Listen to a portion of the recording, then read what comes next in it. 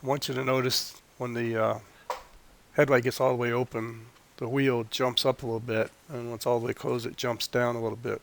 This is called the torque switches. This is what limits the range of motion of the headlight doors.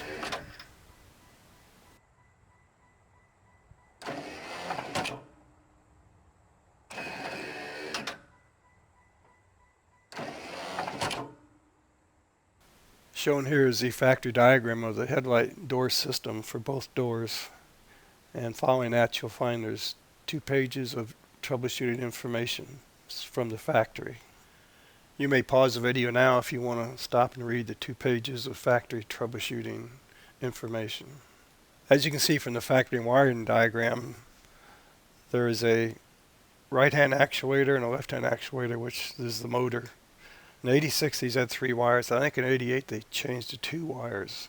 So be careful which year you're working with.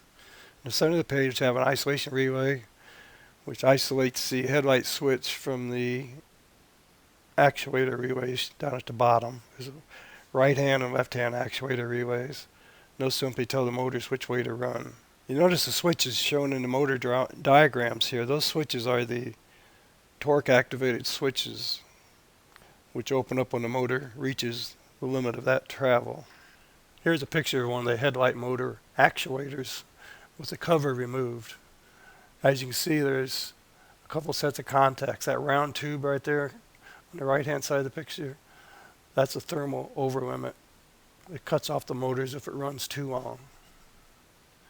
If you look closely, you notice 2 square metal pegs sticking up, one on each side of the spring switch assembly. These are what move when the motor generates torque. It actually moves that square peg, which moves that side of the switch and changes the contact position in the bottom of this picture. So this concludes the electrical diagnosis of the headlight doors.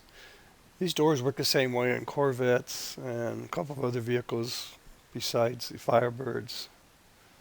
One thing I discovered was trying to get these relays can sometimes be a problem. So don't just look for your particular vehicle. Like I found this relay, the motor control relays from the Corvette third-party distributor.